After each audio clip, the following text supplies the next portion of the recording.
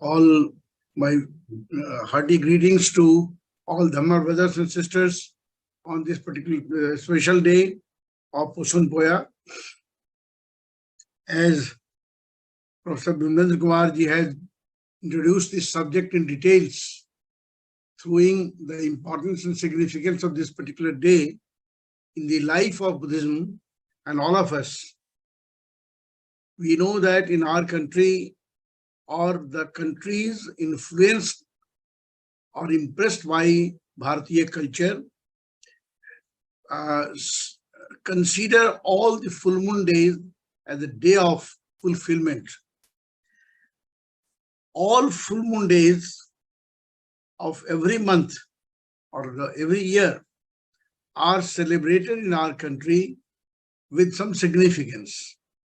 Full moon day says or conveys the meaning of fulfillment, completeness, as the full moon brightens and seems very beautiful, carrying the significance of completeness. So the full moon days of every month in our life, we know that on the day of Vaisakh, the great Siddhartha Gautam got enlightenment at Bodhi, and he became the leader of the humanity. After 2 months, he delivered his first sermon at Sarnath that gave birth in the real sense.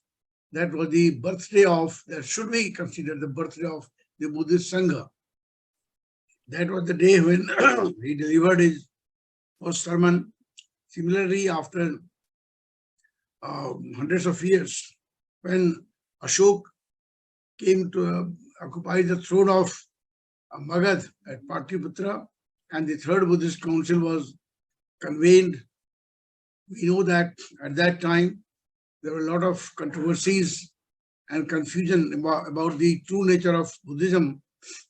And as an outcome of the third Buddhist council, he sent his missionaries to convey and spread of the Buddha's message to not only in different parts of our country, but also beyond the boundaries of Bharat.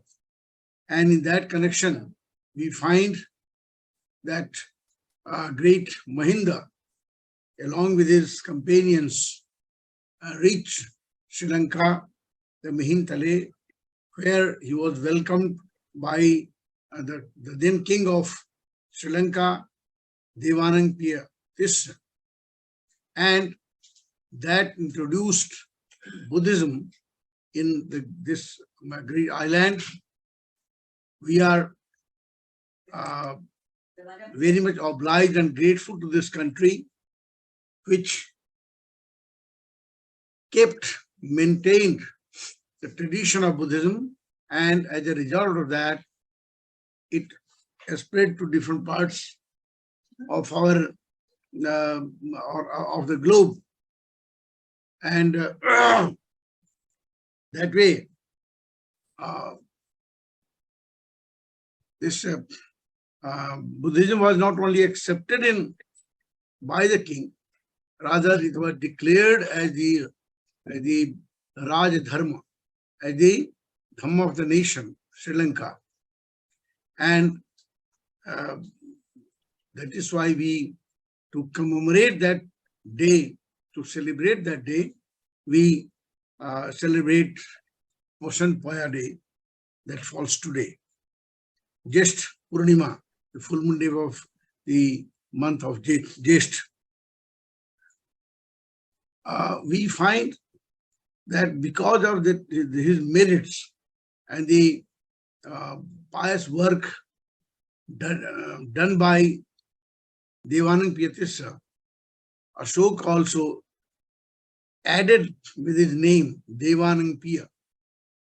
Although it has been wrongly or unnecessarily translated into English as the beloved of gods, proper names should not be translated.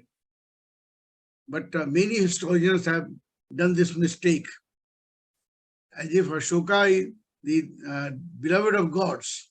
That is the literal translation of Devanang Priya. In Sanskrit, we can call it Devanam Priya. In Pali, it is Devanang Priya.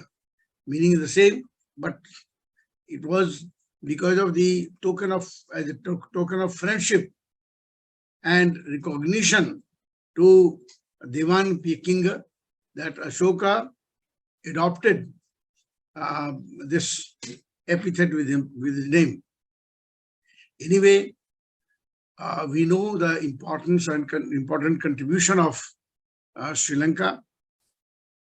The people or the king became so much impressed by Buddhism, by the message, the noble message of the Buddha, that he expressed his desire and sent the message to King Ashoka of Magad.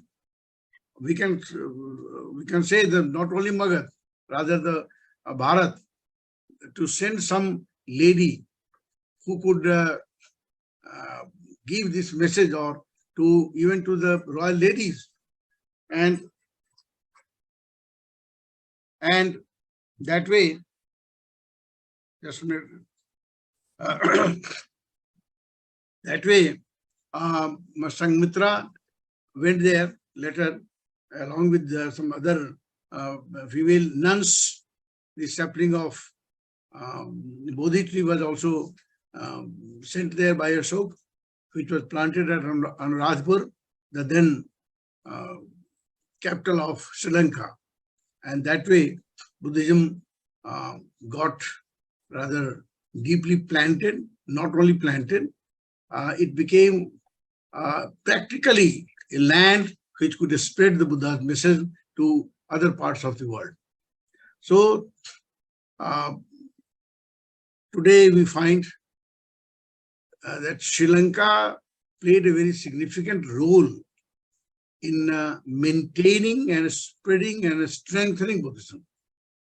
And we always, particularly Theravadins, who follow the tradition of Pali, Tripitaka and Theravada, they consider, because I am also a student of Pali, my specialization is in Pali. So historically also, religiously also, philosophically also, we find that Sri Lanka has played an important role, very important, very significant role in maintaining and conveying the message of the Buddha to different parts of our country. We know that Professor Bimlendra has very rightly said that when the tradition of Buddhism has gone down in our country, in the country of its own birth, and Buddha Ghosh was instructed by his guru, his Acharya, Revat, to go to Sri Lanka and study Buddhism and translate the Atthakathas back into Pali. He went there, and Mahavihara of that time and at Anuradhapur was a repository of the old tradition of Buddhism and Pali literature. And of course, before him, Buddhadatta had already gone there. But the work that Buddha Ghosh did was rather he expanded or extended the work of Buddha Ghosh. We know it very well. We are all aware how Buddha Ghosh studied deeply the entire Pali Tripitaka and the Atthakathas written by till that time in Sri Lanka. He wrote, first of all, wrote Visuddhimagga, which is the Atthakatha of not only any book, rather the very basic concept of Buddha Yoga, the Sila Samadhi Panya. We very proudly say that Sila, Samadhi and Panya, these are the three major and most important steps of Buddhist yoga. And no need to repeat how Sile Patithaya Naro Sapayo Chitang Payang Chabhavayang Atapi Nipko Bhikkhu So Imang Vijate Jatangti. And he, as a explanation to these 3 steps in details, he wrote the book Visuddhi Magga, which is considered as the encyclopedia of Buddhist yoga and an encyclopedia of early Buddhism. We all know that he translated, and wrote from his own side that kathas. So this way, we can say that this is Posan Poya Day, is the day of planting of Buddhism into the island of Sri Lanka.